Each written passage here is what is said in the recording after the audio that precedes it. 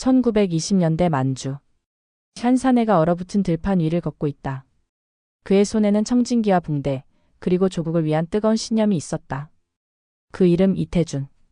사람들은 그를 조선의 슈바이처라 불렀고 그는 오직 의술로서 조국의 독립에 헌신한 이였다.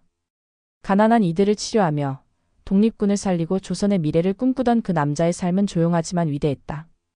챕터 1 의사의 길을 걷다. 이태준은 1883년 평안북도 구성에서 태어났다. 어려서부터 총명했던 그는 서양 문물에 관심을 가졌고 일본 유학을 통해 의학을 전공했다. 그는 단순히 돈을 벌기 위한 의사가 아니었다. 식민지 조선의 현실을 외면할 수 없었던 그는 치료와 구제가 곧 저항이라고 믿었다. 일본에서 의학을 배우는 동안에도 조국의 상황을 걱정하며 언젠가는 이 지식을 조선에 되돌리겠다는 결심을 다졌다. 귀국 후 경성에서 의사로 일하던 그는 점차 항일운동가들과 접촉하기 시작했고 이는 그의 삶을 완전히 바꾸는 계기가 된다. 챕터 2 만주 독립운동의 현장으로. 1920년대 초 그는 조선 총독부의 감시를 피해 만주로 향했다. 만주는 당대 독립운동가들의 중심지였다. 그곳에서 그는 독립군의 군의관 역할을 자처했다. 이태준은 총 대신 청진기를 들고 전장을 누볐다. 부상당한 독립군을 치료하고 약품과 의료기기를 자비로 구입해 제공했다. 그의 의술은 생명을 살렸고 그의 존재는 독립군의 사기를 북돋았다. 나는 총을 들지 않았지만 내 손으로 나라를 살리고 있다. 라는 그의 말처럼 이태준은 싸우지 않는 병사였지만 누구보다 위대한 전사였다. 챕터 3 인도와 네팔 국경을 넘는 봉사. 이후 이태준은 인도, 네팔 등지로 이동하며 의료활동을 계속 이어갔다. 그는 조선인뿐 아니라 현지 주민들에게도 무료 진료를 펼쳤다. 특히 히말라야 인근 산악 지역에 병원이 전무하던 시절, 그는 직접 마을을 찾아다니며 환자를 돌보았다. 가난한 자, 버려진 자를 차별 없이 대했던 그의 모습은 서양 선교사들보다 더 큰 감동을 안겼고 이방인의 헌신은 그 지역에서 오래도록 회자되었다. 그는 의학의 국경을 넘었고 민족의 경계조차 초월한 진정한 휴머니스트였다. 챕터 4 조용한 순국 묻힌 이름. 1940년대 그는 다시 만주로 돌아와 항일 의열 단체와 연결을 시도했다. 하지만 일제의 감시망은 더욱 촘촘해졌고 그는 여러 차례 투옥과 신문을 당했다. 건강이 악화된 그는 어느 날 조용히 숨을 거두었다.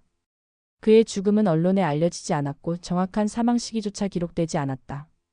너무나 조용히 사라졌기에 그의 이름조차 사람들의 기억에서 잊혀졌다. 하지만 그가 남긴 발자취는 독립운동사의 한 귀퉁이에 묵묵히 새겨져 있었다. 챕터 5 조선의 슈바이처라 불린 이유. 이태준이 조선의 슈바이처라는 칭호를 받은 것은 단순히 의술 때문이 아니었다. 그는 가난하고 병든 사람들을 외면하지 않았으며 생명이 위태로운 현장이라면 거리낌 없이 나섰다.